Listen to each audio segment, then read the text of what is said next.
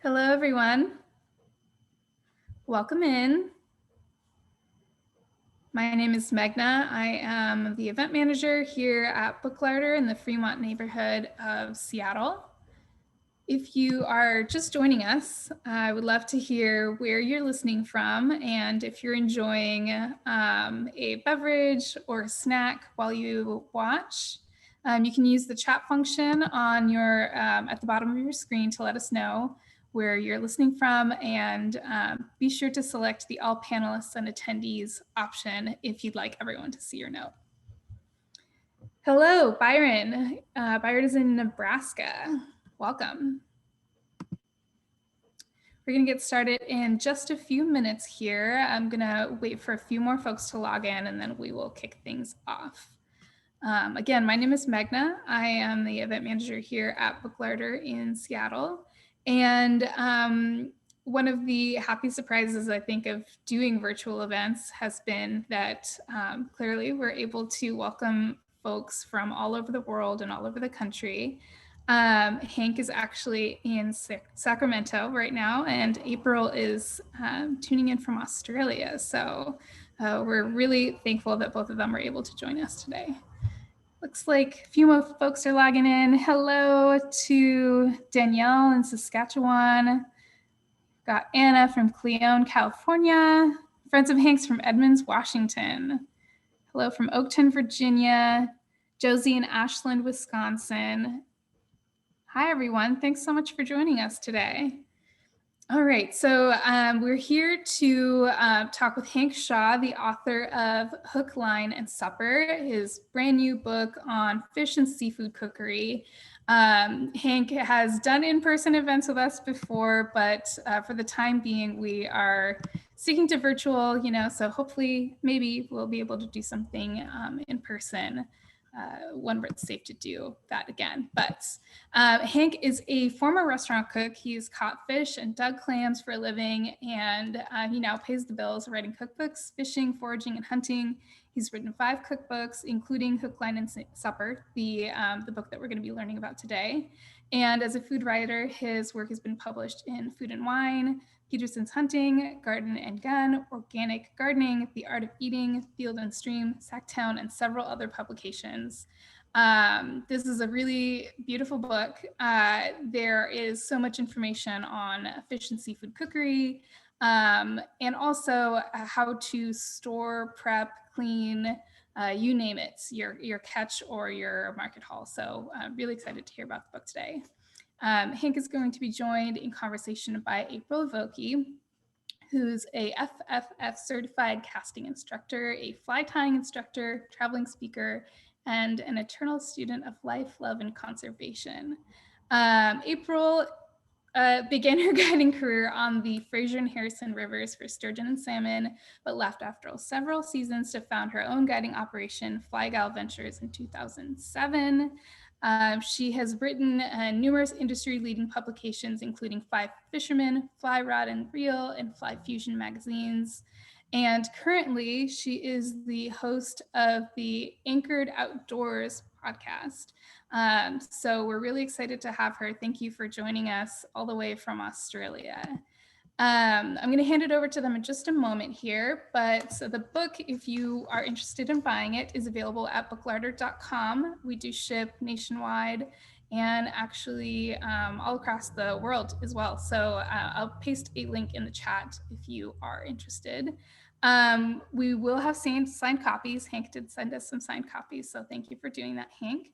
And we will leave a little room for questions at the end of the event. If you have any questions for Hank or April, you can submit them via the Q&A function at the very bottom of your screen. There's a button there that you should be able to click on so that we'll be able to get to your questions. We'll try to get to as many as we can. So thank you for bearing with us. And that's all that I have. Welcome everyone again. I see a few more folks logging in. Hello, Kathleen from Portland, Nick from Rotterdam, New York, Ida here from Ontario, Canada. Welcome everyone. On that note, I'd love to turn it over to Hank Shaw and April Vokey. Thank you so much for joining us today. I'm so excited to learn more about Hook, Line, and Supper. Thank you. Thank you Hey. so much. I've got to shorten that bio. That's crazy. Hank Shaw, you mad genius. This is so exciting. Thank you for inviting me to do this with you. Yeah, thanks for doing it. Like I went on your podcast, I don't know, was it a year ago or so? I think it was pre-pandemic, I think, in the before times. Yeah, back in the day. And it was all kinds of fun. So I figured, well, hell, let's just do it again. Yeah, great. Well, let's just dive right into it. I have to admit to you, I have obviously read a lot of seafood books. This is hands down the book I'm most excited about.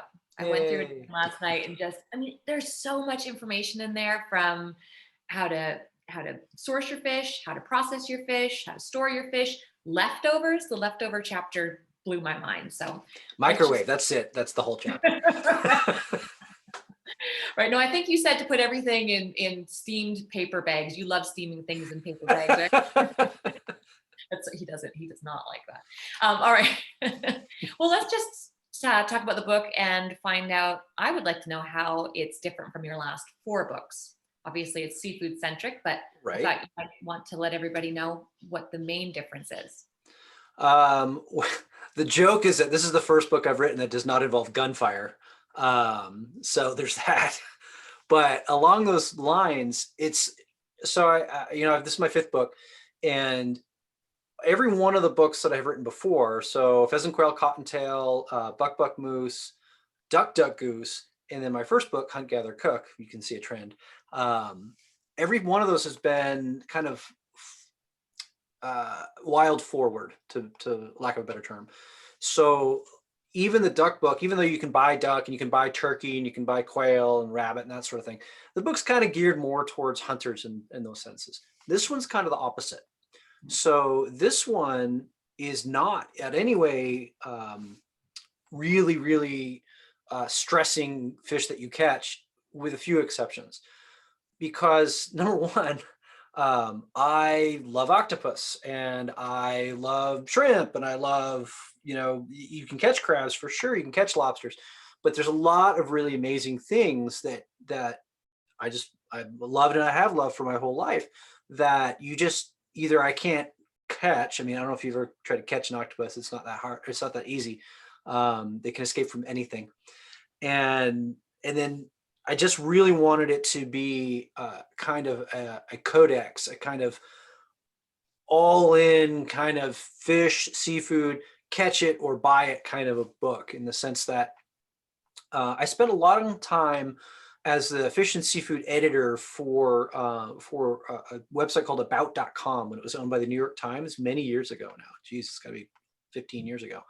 And so I got a lot of good market knowledge there, and I wanted to relay that market knowledge for people who don't fish. And then, of course, I've been fishing and gathering things from the seashore since probably before I was me, because my mom probably did it when I was pregnant.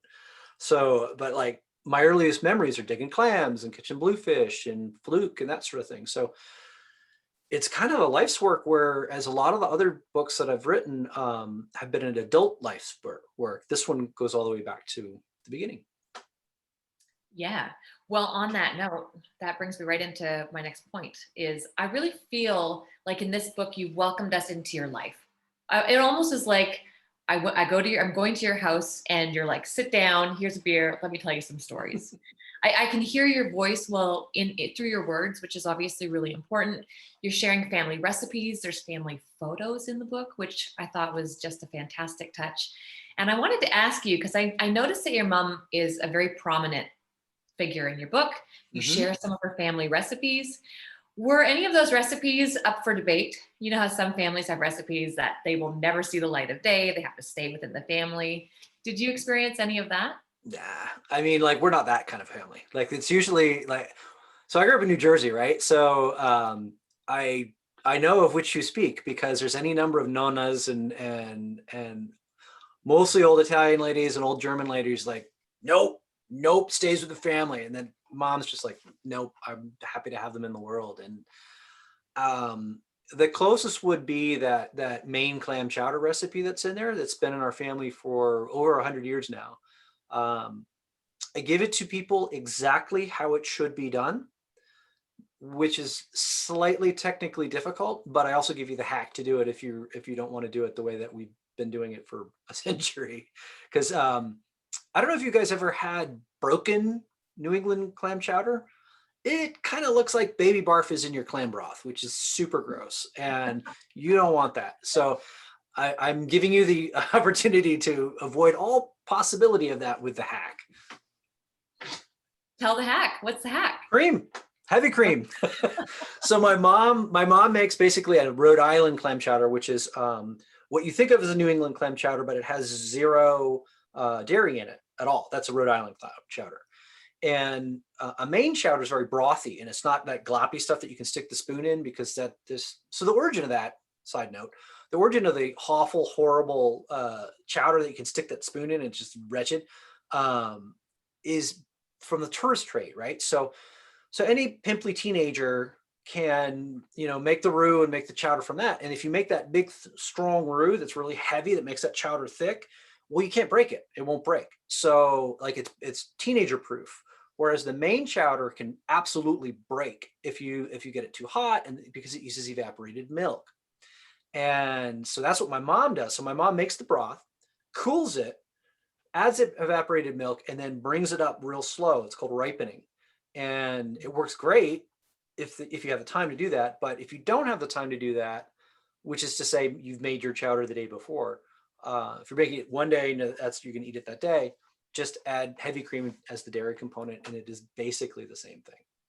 Mm-hmm. I'm really excited about trying this chowder. I saw somebody in the chat there saying that they're trying to make chowder tonight. So whoever you are, hopefully you have the book and you can get on top of the recipe. One of the stories that really piqued my interest in going through your book is about killing an eel. I know it's just a sentence, and you say killing an eel isn't as easy as it sounds, or something like that.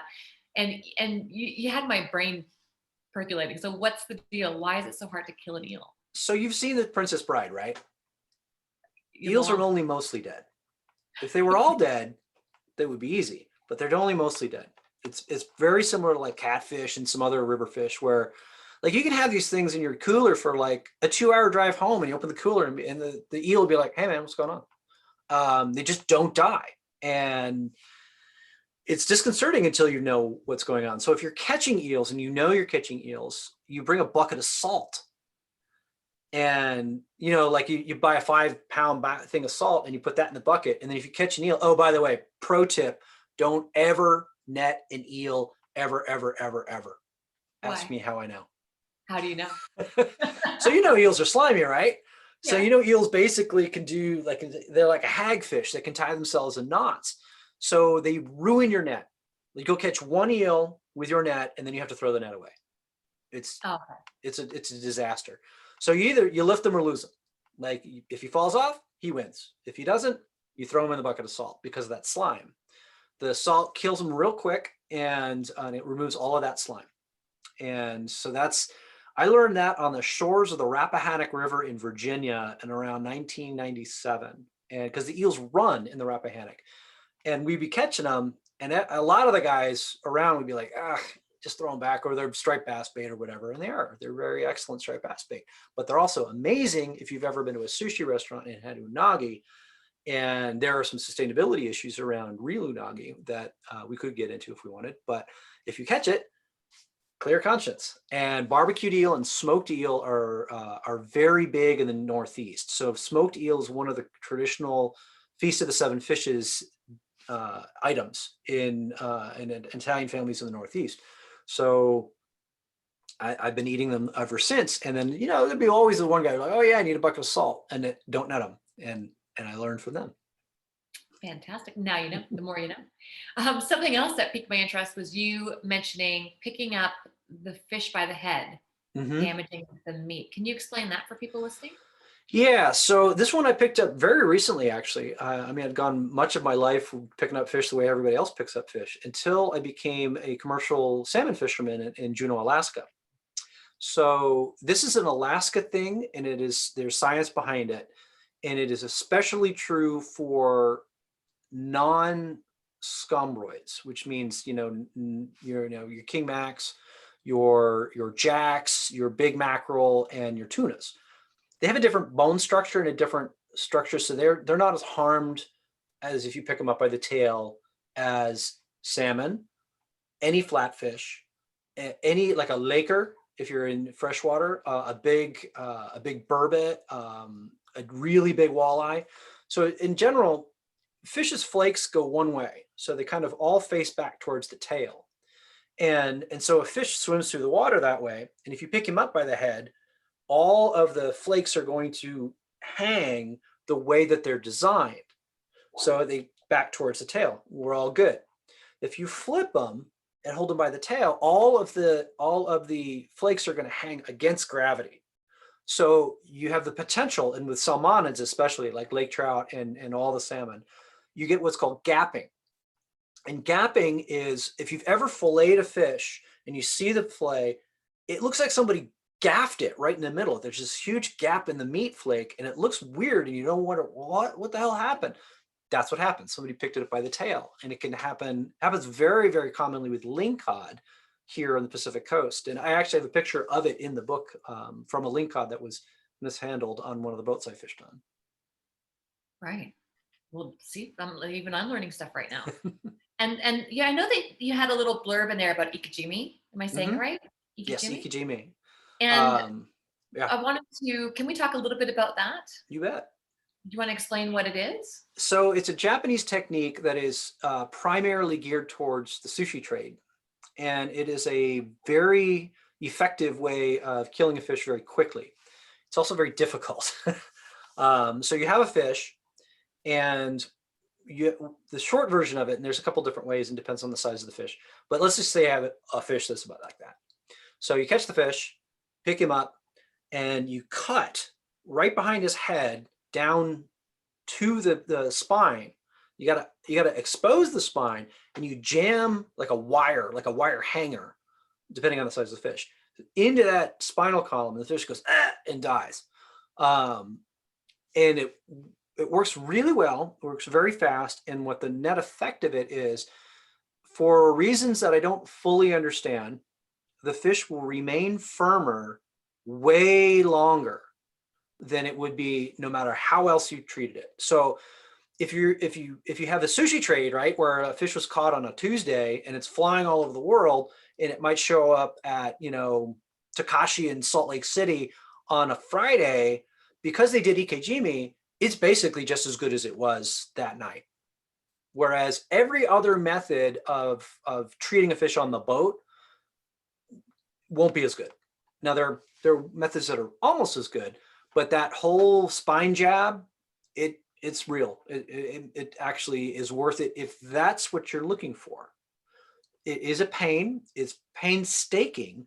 And so it's not something I'm going to say, hey, everybody who is out there catching, next time you get your walleye, you should do this to all your, no, there's other things that you should do 100%. But the ikejime is really, really primarily geared for the raw fish trade.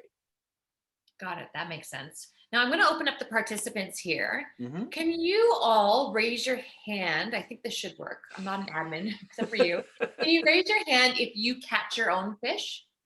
I'm curious. I know that, yep, there we go. We got hands going up. I know, Hank, you're all about, it's preferable that people catch their own fish.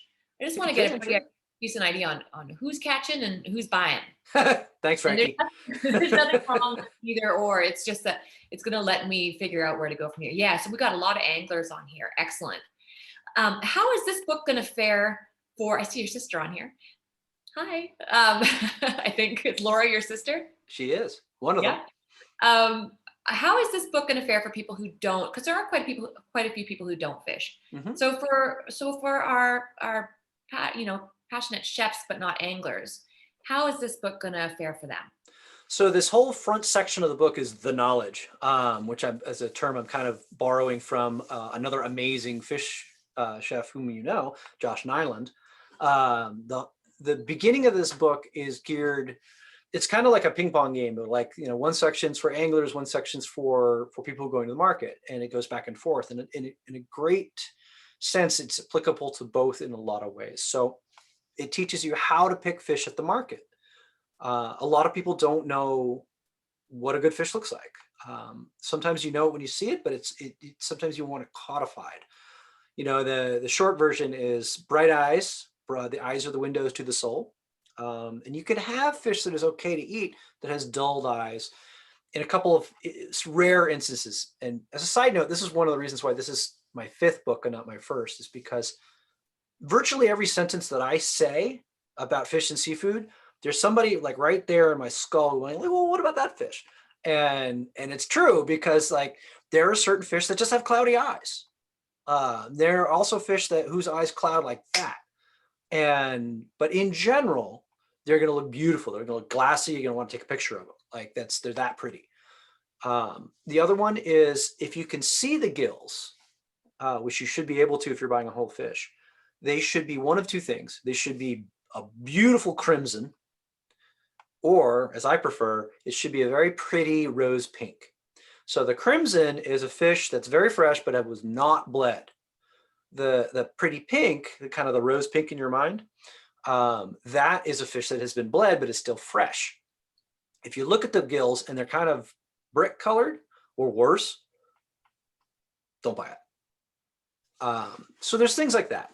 There are things about how to keep fish when you bring it home, or for that matter, how to take fish from the supermarket to your home.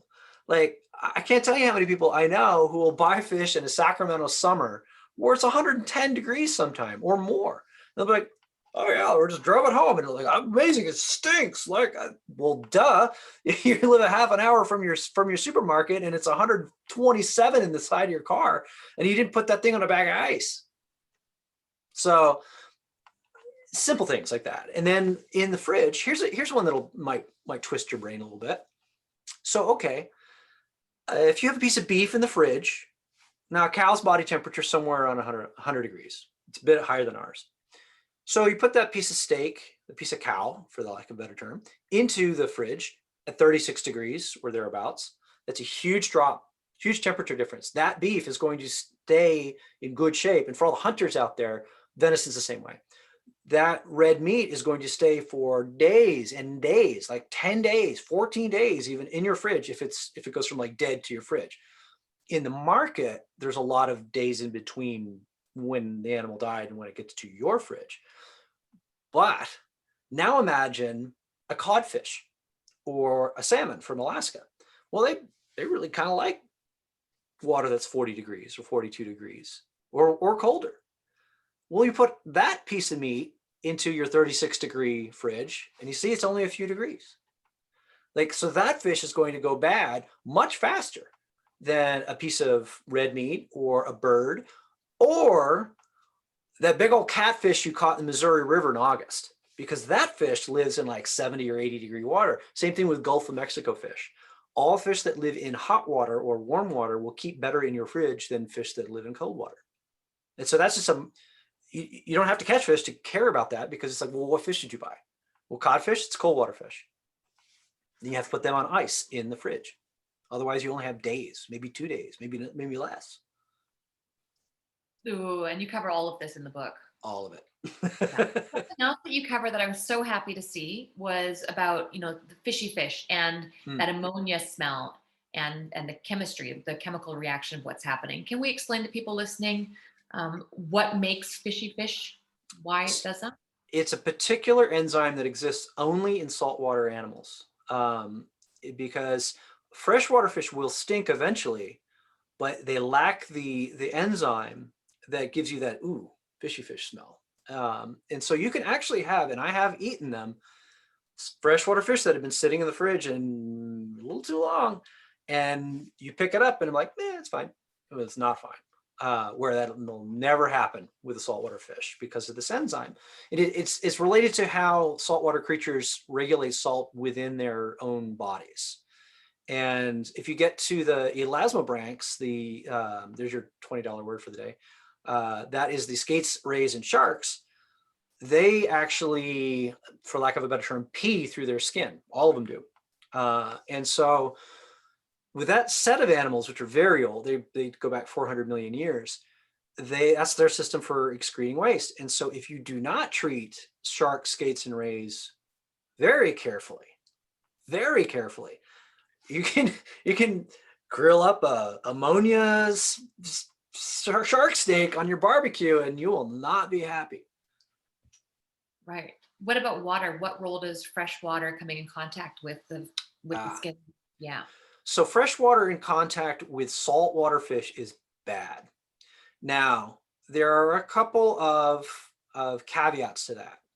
If the fish is completely whole, and it's not even, it's not been opened up, yeah, sure, go ahead. No babies will die if you do that. However, fresh water on saltwater fillets or steaks or anywhere where the meat is exposed, that will denature, for lack of a better term, the surface of that meat, and you'll see it. It'll look mealy and kind of weirdly crumbly, and you'll notice, you will absolutely notice it. So the answer to that is because now Josh Nyland, the Australian chef, who's amazing, by the way, I don't know how many paper towels that guy must work through, because he doesn't use water at all. We filmed our masterclass and there were just rolls of paper towel going up. Right? Yeah. So I'm like, I don't know that I can get with that. Like, I get it. Like the amount of water on a piece of fish, you want to be limited once it's dead. So the compromise, the happy medium, because I don't want to go through like an entire roll of paper towels right after I go fishing or bring anything home from the market, is to use a saltwater brine to wash your fish. So a general rule of thumb, you can tinker with the salinity of it if you want, but it's a quarter cup of kosher salt, either Morton's or Diamond Crystal, to 1 quart of water, and then that's the ratio. So you can scale up or down as you need it. And use that as I have a big old bucket where I'll fill like 2 gallons of that brine in there if I've got a lot of fish. And then that's what I use to rinse off the fish. If there's slime, if there's blood, if I'm kind of rubbing little blood spots out. And this prevents it from losing texture. And what it also does is it actually kind of seasons it just a little bit. And I have found it to be very effective in terms of keeping a fish in pristine conditions. If it's warm, which it often is when I'm cleaning fish, throw some ice cubes in it and maybe put a little bit more salt in the brine so that when the ice cubes thaw, you still have a good salinity level. You cannot make it too salty. That's not possible. Oh, like that's you could put a whole cup to a quart if you wanted. If you can get the salt to dissolve, go for it. It's not going to hurt it. right. I know that was my biggest disappointment down here doing that whole, for people watching right now, I spent 2 months studying using the whole fish.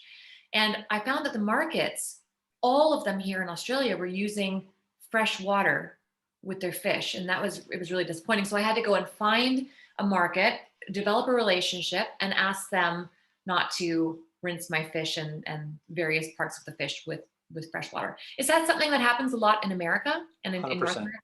100%. And I bet you there are now 43 people on this right at this moment. I'm betting you that probably 40 of them had no idea, because it's just not known. It's like, you don't know what you don't know. And I mean, I've fished commercially. I've been a guide, so have you. And so like, and I've had a job where my whole entire job was to cut fish at a restaurant.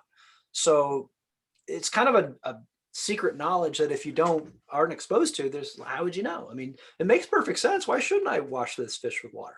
Well, there's the reason. Right. What are your thoughts on aging fish? Some people say that you can't really understand, you can understand a texture of fish, but not the real flavor until it's aged for a while. 100%. Fish need to be aged exactly the way that birds and land animals do, except that the time is compressed. So, case in point, everyone here who is an angler has encountered a fish that's like, when it's, right? It's in your bin and it's on the ice and it's all like, and it's all twisted, and you're just like, straighten them out and then fillet them. Don't do that. Just chill, honey bunny. Just chill. Just let them get floppy again, and you'll be good. Because that's another way to get gapping, by the way, is if he's curled up like this and you went like that, well, what do you think is going to happen to the meat? So everything has to be either, and this is, I'm just going to say it is what it is. The term is called hot boning. Cue jokes. It's a G-rated show. Which is to say you're cutting a fish, land animal, or a bird before it goes into rigor, or you have to let it get through rigor and then you cut it. So you have two choices. This is why in everybody's mind that trout that you caught on that lake that you're on vacation on, or the river or the stream, that you ate immediately and had it for breakfast with bacon and da da da, that why that's the greatest thing in the world is, yeah, it is, because you did it everything before it got into rigor. That the famous French dish, the blue trout. I can't speak French, but it's like trout au bleu. It turns this trippy color of blue because the thing's barely dead, right? It's like the eels; it's only mostly dead. And so that's a whole different thing than it's in rigor, and then when it's out of rigor, you're good to go. Now, if you get to actual aging, things like sturgeon, things like tuna, things like I'm not talking curing here. I'm just talking like aging an unsalted piece of meat. Sturgeon are really superior 4 or 5 days after they've been caught. And tuna are very similar in that. It's just, you have this big animal that lives a long time. Like sturgeon, dude, the sturgeon we're allowed to keep are like 15 years old. We have a slot limit in California of 40 to 60 inches. And those fish are in their middle teens. So that's an old fish. If you think about a yellow eye rockfish, that fish can be 80 or older.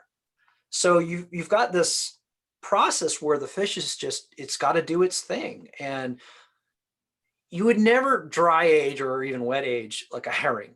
Like it's the same thing as like you wouldn't do that with a quail either, because the quail lives hard and dies fast.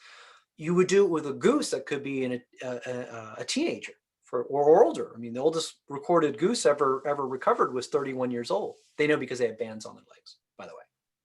So yeah, yes, aging is a thing. If it has a high fat content, is that going to be more prone to going rancid? Do you want it to be a pretty lean meat?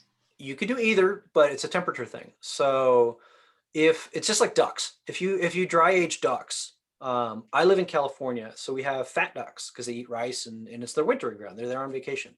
So I don't necessarily age fat ducks for days and days and days because of that. That's a problem.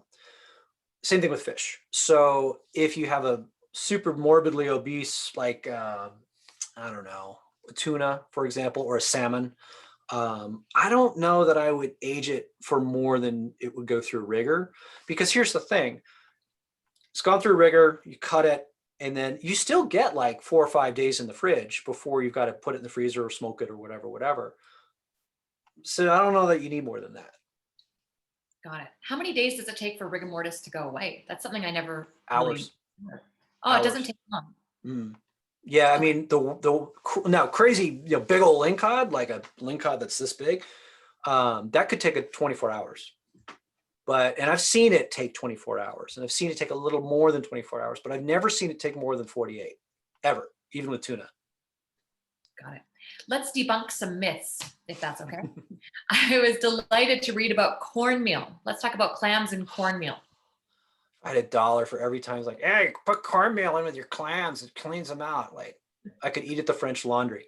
Like, it's a crazy myth. I don't understand it. I think it has to do with the fact that people eat cornmeal with clams. So like, oh, it must be good.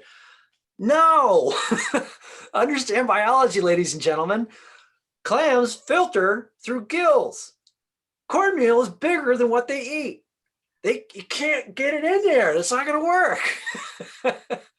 So like, it's no, 1,000 times no. So the way you purge clams is you ideally, in a perfect world, and this is not impossible to do, you take them home with some of their own water. So wherever you're clamming, you take a 5-gallon bucket full of the water that near where the clams are from. So when hey, I just saw Danielle's answer a question. Easy, it's floppy again. It's not stiff. So anyway, with clams, if you have their own water, it's going to have enough oxygen in it for at least 12 hours and probably as many as 36. And the clams are just going to spit grit anyway. And so really, like, this is the way I do it in California. This is the way I did it back in New England. Take your clams, take your bucket of water, clean your clams as best as possible. Like, just in clean seawater where you're at. And once you get all the stuff off them, put them in the bucket. And then you walk home, and then you keep the clams at roughly the same temperature they lived at. This is a big mistake everybody else does. Is like they'll put their clams that were in like 65-degree water, and they'll put them in the fridge, and the clams go and get all, and they get all stunned, and they can die. And if you don't eat a clam that's died within a couple of hours, they start to get rotten, and that's no good. So you just let them chill, let them spit out grit, and different clams spit at different rates. Like the big horse clams do need a good 12 hours, but even an hour, even the time it takes you from driving from the coast to Sacramento, which is like 2 hours, you look at the bottom of that bucket and there's a ton of grit spit out already, but the cornmeal does 0. Okay, good to know.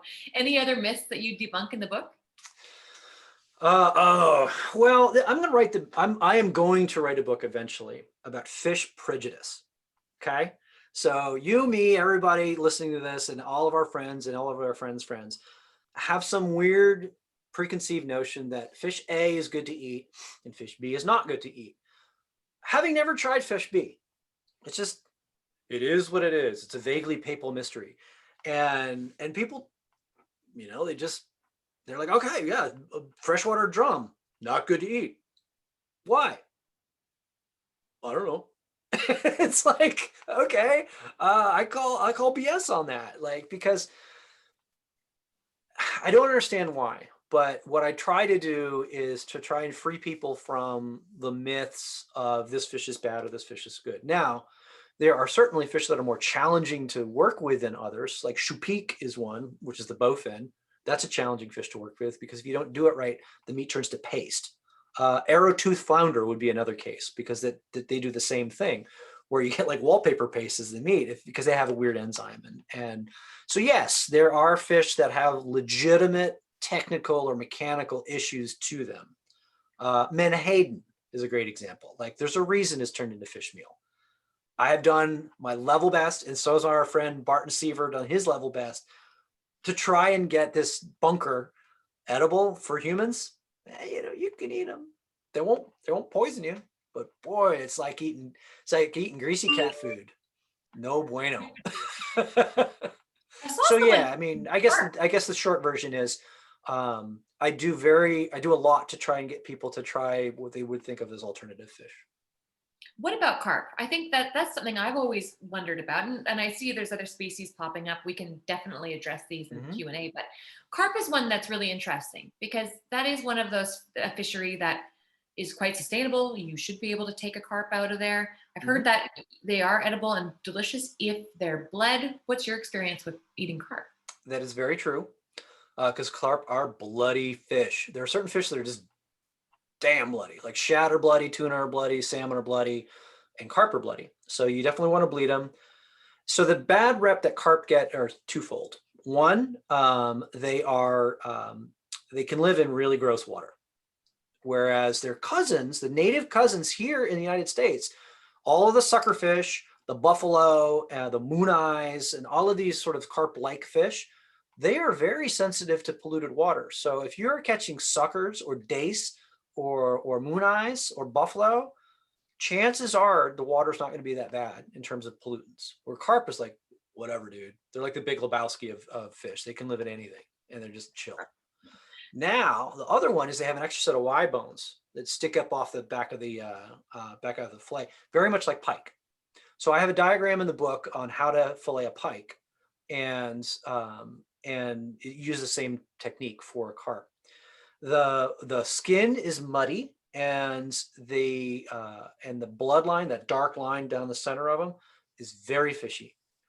So yeah, there are some downsides to these fish, but they're not profound.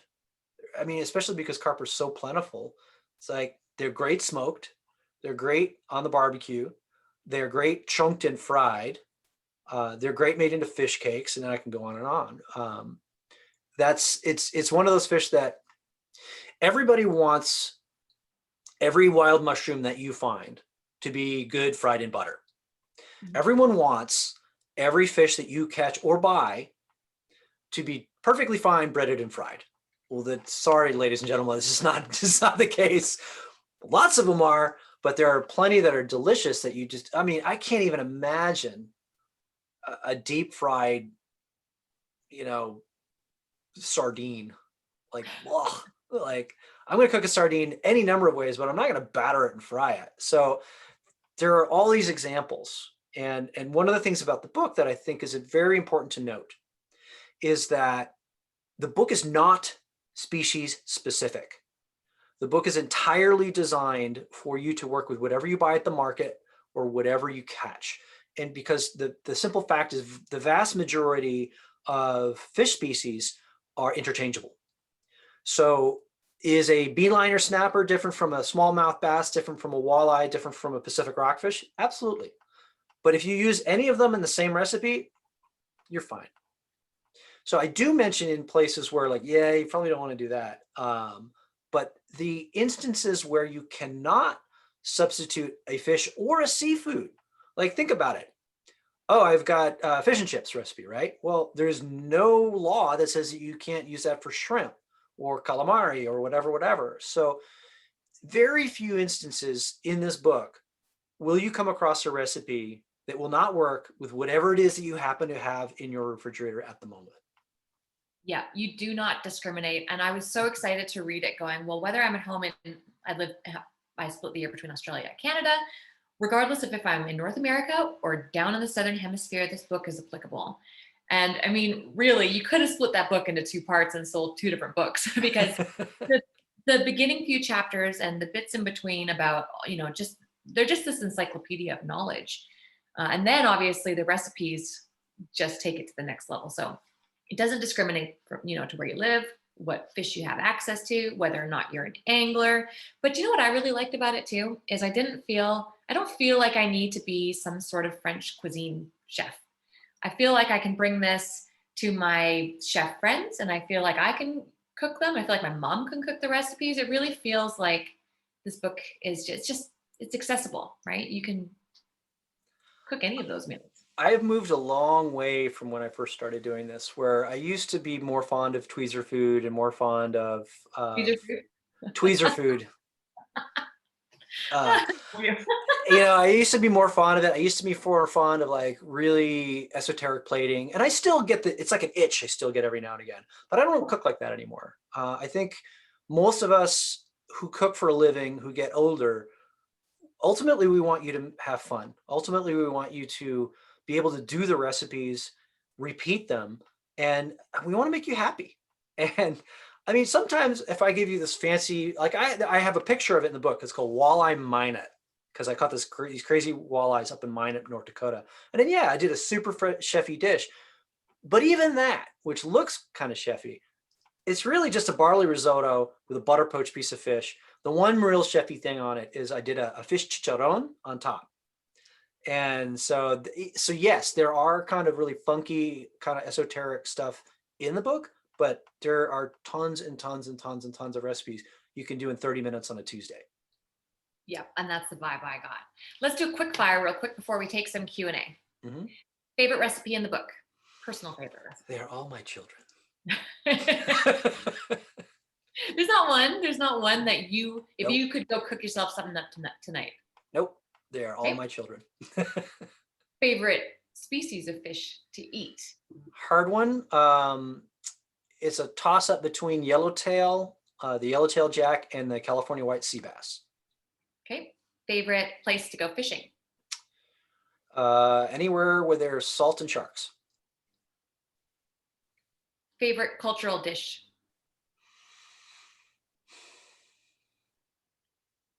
I think, and this is one that's not actually in the book, sushi. Like in terms of eating seafood, I adore really, really well-made sushi. And I specifically did not put it in this book because it is not my skill set. Yep, fair enough. And lastly, Loch Ness Monster, real or fake?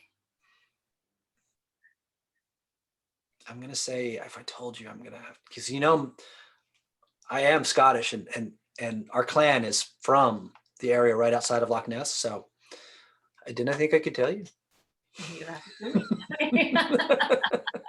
Deal. Well, that puts us right at 10:45 5:45 your time. Let's do some questions and answers. Would everyone like to do that? Let's go on over. Okay, so if everyone sees in Q&A, go ahead and submit your questions. Jeffrey Barker says, David Chang says the microwave is the absolute best way to cook fish. What are your thoughts on this? Nope. Next question. Paul. Oh, Paul, for me, how long have I been in Australia? What's my favorite Aussie fish to catch and cook? Oh, that's Paul Shakovsky. He's an Australian. Right. I've been in Australia part-time full-time with COVID for 7 years now. Favorite type of fish? Oh, I don't know. I do like eating Murray cod, barramundi. There's a lot, all of them, I guess. Yeah. Yeah. All of them. John, I love making your Chinese recipes. Excited to try the Chinese steamed fish with chilies. Is there a particular type of soy sauce that you prefer with fish dishes? No, it depends on the dish. So I tend to use Japanese tamari with Japanese dishes. But any kind of Asian market that's near you, if you have one, buy dark and light soy sauce because they are different. But if you don't, if you're just a regular supermarket, it does make a difference, but it's not a critical difference. Like any soy sauce you can get in a supermarket, the dish will be fine. But yes, typically you're going to have dark and light. Perfect. Kathleen, what about hake? Dave's question, Otter says hi, by the way. Otter! Otter's a very cute black cat. Okay. So hake, I mean, hake's very common ground fish in the Atlantic. It is I think I just ate hake just about a month ago. It's a nice fish. I find it not horribly remarkable, but I used to eat a lot of it back when I used to live in New Jersey because it's one of the things that we catch quite a lot of in the wintertime in New Jersey, New York, and Long Island. Got it. Kathleen, learning to fly fish is on my list. Excellent. Welcome to the dark side. Hank and I are going to be debating this very soon. We are. How do you go about doing that? That's a great question. I don't know if now's the time for it. We can talk. Fly fishing is on your list. Let's talk, Kathleen. Let's go to Daniel. Most challenging, this is a great one, and I would also like to know this. Most challenging recipe in the book, or most challenging fish to work with, an otherwise easy recipe.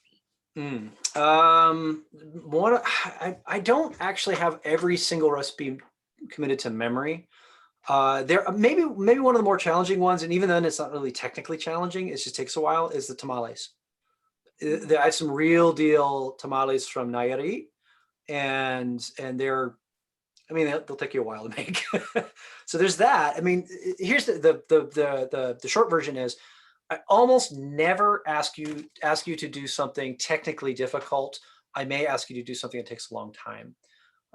There is a fish terrine in there, and there is a fish sausage in there, and then there's the crispy fish skin chicharrones in there. There's the final chapter of the book is called just oddities and fun stuff, and that's where I get to be like, haha, I'm playing. So that would be the chapter with all the more challenging things. Most challenging fish to work with, I would say chupik is really hard. Bowfin is difficult, but you can make it good.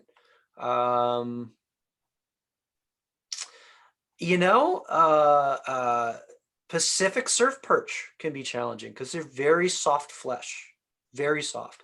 So, and they don't look like they should have soft meat, but they really do. So you have to say, hey, this fish that looks like a porgy or a bream, looks like it, but it's not going to cook like it. So you typically are going to want to make it into something like fish cakes or like a fish salad or something like that. The fish cake recipe in your book looks so good too. Sharon, if you had to choose between a guided trip for halibut or king, what say you? Since you're talking about Alaska, halibut all the way, because I live in Northern California and kings are all we catch. Richard, favorite way to introduce people to eating bass? Around here, they are taboo to eat. Great question. The ditch pickles. So yes, ditch pickles is what we call largemouth bass. I think the best way to do it with them would be to skin them and then fry them, and then don't tell them that it's like feeding people Soylent Green. probably tastes good, but it's people. And if you're in that crowd where like you can't eat ditch pickles, yeah, someone's like, tell them sunfish. Yeah, because that's what you do. You have your bass fillet. It's got to be skinned because they have similarly muddy skin to carp, unless you catch them in Minnesota. Like if you catch them in the northern tier of where they live, they're going to be an entirely different fish. But I'm talking about like Florida, Texas, Southern California, that sort of thing. Skin them, chunk them, fry them up. No one will be the wiser. Perfect. Byron lives in Nebraska, and the fish tend to have a dirty taste, especially in warm weather. Something that he can fix. Is he doing something wrong? So the answer to that is sort of. The issue with fish in warm water, especially in warm fresh water, because there's a lot of fish that can live in a lot really, really warm water. They're going to be mushy. They just are. Just you can mitigate it to some extent by catching the fish, bleeding the fish on a stringer over the side. Watch for snapping turtles. Ask me how I know. And so when the fish is bled out, you put them on ice on the boat. That will help a fair bit. But they're still going to be way more mushy than that same exact fish caught in cold water. So one thing that I would say is get really good at making fish balls and fish cakes and that sort of thing. And there's an entire chapter of the book dedicated to just that, because it's an issue that is very difficult to mitigate if you fish in the center of the country in the summertime. Do you always have an ice slurry in your boat? An ice slurry, I do not. I do when I can, and especially on the ocean, but I always have at least ice. Got it. David, are all fish eggs edible? Excellent question. Nope. Garfish and cabezon will kill you dead. Oh my goodness, that's terrible. Is there anything else? On the argay and the cabezon. But to my knowledge, those are the only two that are actively poisonous.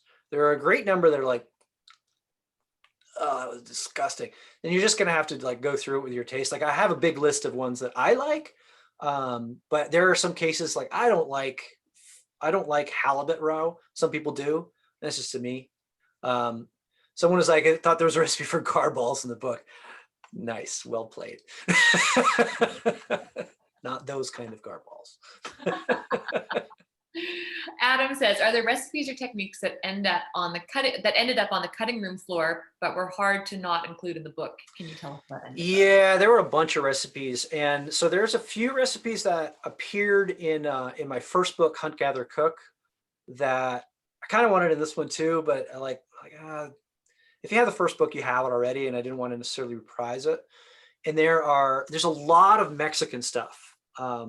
People who know me know I do a lot of Mexican cooking and a lot of Spanish cooking and a lot of Italian cooking. And the original draft of the cookbook was like super Italian, Spanish, and Mexican. And like, I can't, I'll save that for some other day. Because it was really important for me to have a global balance to show and highlight techniques that the whole world uses for fish and seafood, because this at its core is a technique driven book. It's not necessarily a recipe driven book, as opposed to like, I'm going to show you the guts of how to make a fish curry, for example. Now there's tons of recipes for it, but the general thing on what goes in, what doesn't go in, and kind of curry from a global perspective, or fried fish as a global perspective, or how to make a really good fish soup is like I love that part in this book, where fish soups are made from debris, like heads and trim and all that kind of stuff. And I show you how to do that. So that's kind of a cool little side note.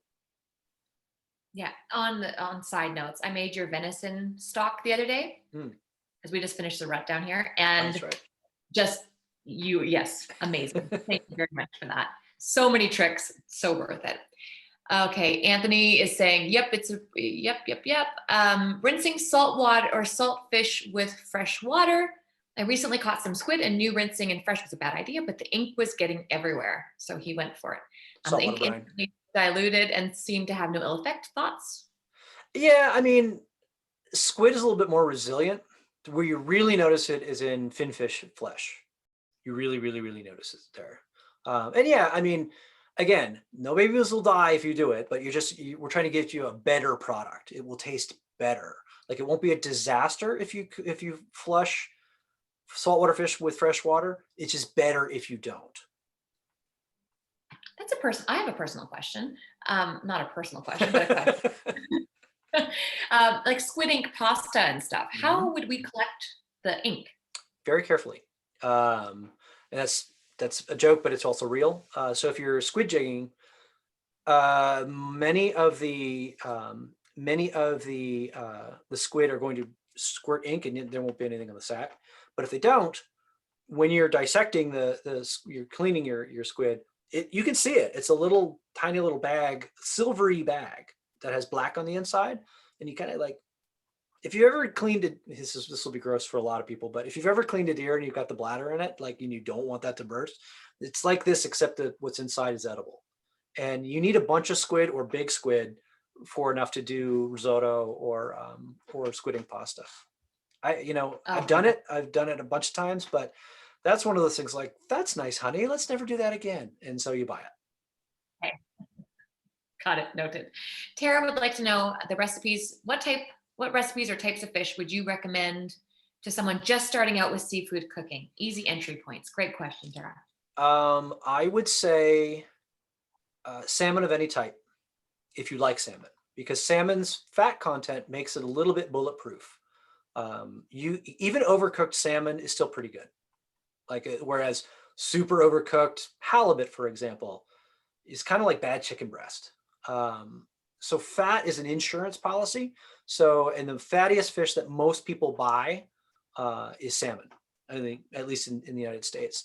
Another option is shrimp, because basically, if you are dealing with thawed shrimp that have been frozen before, you have no parasite issue, so you can undercook them.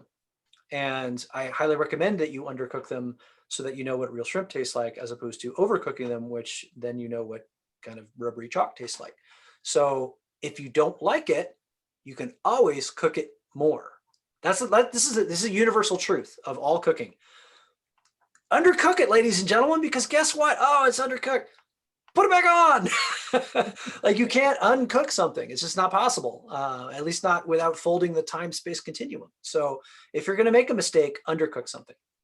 But yes, fatty fish are your a good starting off point, and fried fish are a good starting off point, because no matter what your batter or breading is with fried fish, if your oil is at least 325 and preferably 350, you'll be fine.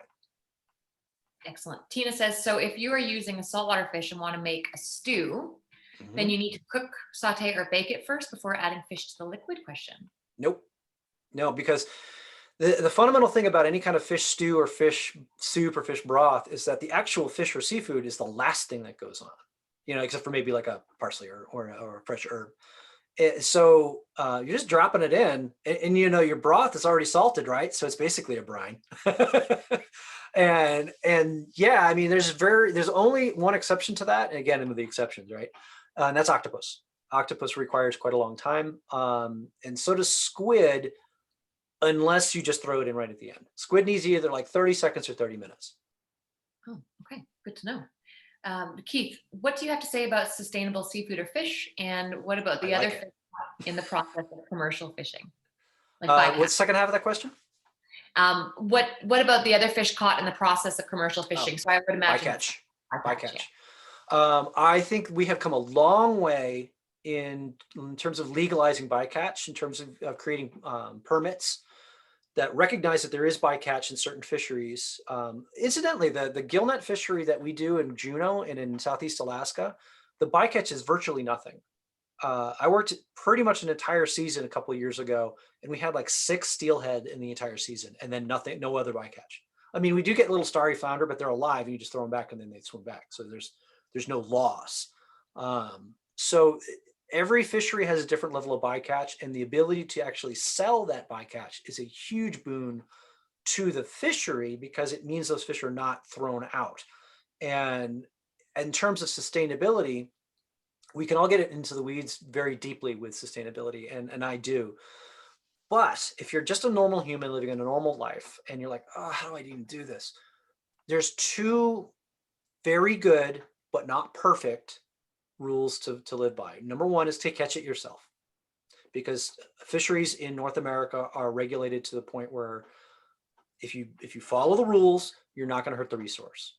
Two, buy American, because American fisheries are more heavily regulated than virtually any other fishery in the world. Now, there's some European fisheries that are quite heavily regulated. And so if you got fish from like the United Kingdom, which is a good side note, Chilean sea bass, which everybody knows, oh, you can't eat Chilean sea bass. Well, there's one fishery, which is the Falkland Islands, which is owned by the United Kingdom, that does it sustainably to the point where the Royal Navy guards it. So anyway, so if you see Chilean sea bass with a UK thing on it, that's the one sustainable fishery. But in general, if you don't want to think about all that stuff about gear and about buy American or catch it yourself is a pretty good way to go through it.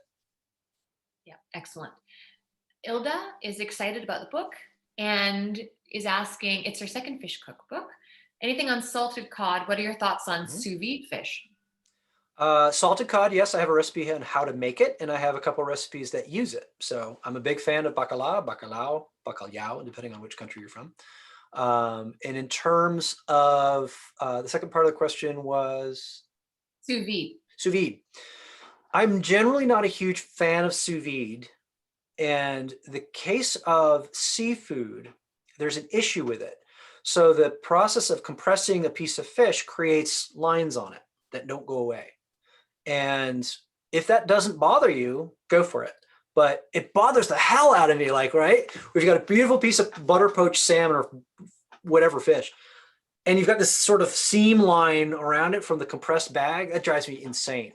And I mean, there's no reason not to, but it's just, I would rather just dump it in a bunch of butter and then reuse that butter 3 or 4 times. Make sure you mark it fish butter, because that would be bad on your cupcakes. Like, so yeah, but that you can reuse cooking oil of any kind multiple times. What about lobster tails? How are they done in a sous vide? They're actually quite good. Of course, they're out of the shell, and they're sturdy enough to not have that line. And I actually do like that. There's your exception. Shrimp too. Adam, thank you for bringing this back. Can you tell us about the snapping turtle story? I was dying to ask. So I'm in Mott's Reservoir in Spotsylvania County, Virginia, and I'm just roping white bass. And white bass is kind of like a little bitty striped bassy thing, and we're just roping them. And I'm in this little John boat, and I've got them all on the stringer in the back. And then I'm like, all right, I got enough white bass. I'm going to go in and try and catch some pickerel in the shallows. So it's another part of the reservoir, so I kind of motor on over. And so I'm over there, and I'm just casting for pickerel. And I'm in a little boat, right? So I hear this boom, and I'm like, what the hell? Whatever. And then I cast again, and I hook one, and I'm fighting this little pickerel, it's like a micro pike. And I get this thing into the boat, and I get it in, and I look down, like, what the? And this snapping turtle has grabbed onto the white bass. He's already eaten 2. And he's like, ah. And so if you've ever seen Raiders of the Lost Ark Part 3, he chose poorly. Oh, because I grabbed him by the neck, threw him in the boat. He was hissing a little bit, but not for too long. And I had turtle soup the very next day. It's legal, by the way. Snapping turtles are a legal game in Virginia. Gotcha. I think we have time for 2 more questions, just real quick. We'll fly through these. Sharon, is there a fish that would absolutely not fry well using cornstarch instead of flour, since it may absorb more moisture? Yeah, any of the really soft fish. So like surf perch would be terrible. In my opinion, mackerel would be terrible, but I know fried mackerel's a thing in Southeast Asia. I would not cornstarch and fry a sardine. Some people do. Again, a lot of this is just sort of preference. The only case where it's like, would be the very soft fish that could fall apart. Perfect. And then Paul, favorite crappie preparation or recipe? I really like crappies that are caught out of cool water or cold water, so they're firm. And I cook them exactly like porgies, which is to say scale them and then gut them and gill them, and then make a couple slashes in the side of the fish. Olive oil, salt, and then just grill them over a crazy hot fire. ideally wood that's smoky. So you get so it's a smoky hot grill, and then like hit them on both sides so they're just a little bit overcooked. So you get a good char. That's damn good. Perfect. And then I can't leave out these last two, Portia and Kathleen, and then we have to wrap it up. Okay. Portia said she had a Puerto Rican dish with a whitefish and plantains. Any idea on what it could have been? The plantains were probably mofongo, but I don't know. Puerto Rican food is not one of my areas of expertise. Perfect. And then lastly is just Kathleen's question. We'll end on sustainability. She's saying MSC certification, question mark. Nice. Another one that's an entire Pandora's box. So the short version of the certifications is they are okay, but there is a lot of controversy surrounding a lot of them, in the sense that there are some, and I'm not going to name names, that will shake down a fishery in order to get the certification. And they will basically go to a fishery and be like, yeah, you better pay us a whole bunch of money. Otherwise, we're not going to give you that little check mark. So that happens. So there's a lot of dirty pool that is involved in a lot of that. I do believe that a reasonable but not perfect marker is the Monterey Bay Aquarium scorecard, because they go down to region and gear type as well. And now they're not perfect by any means, but they're better than some of the things like, there's a few of them. There's like an MSC and a whole bunch of other ones which range from like, to downright shady. Yep, perfect. Well, I'm going to give the reins back over to Book Larder. And honestly, Hank, I cannot thank you enough just for everything you do. We are so lucky to have you on so many different levels. So thank you very much. I appreciate it. Great. Hi, Hank. Hi, April. Hi, thank you. It was such a pleasure to hear you both chat about fish. I feel like I learned so much. So thank you for joining us tonight, all the way from Sacramento and Australia. And thank you to all of our attendees. There were so many great questions, so many great comments in the chat. So thank you for being so engaged and just making this so much fun for us as well. Again, the book Hook, Line, and Supper is available at booklarder.com for purchase. Hank is sending us signed copies, so thank you for doing that. And congratulations on a really wonderful, interesting, and beautiful book. Hope to see you in person sometime in the near future. Thank you again, and have a good night, everyone. Take care. Bye-bye.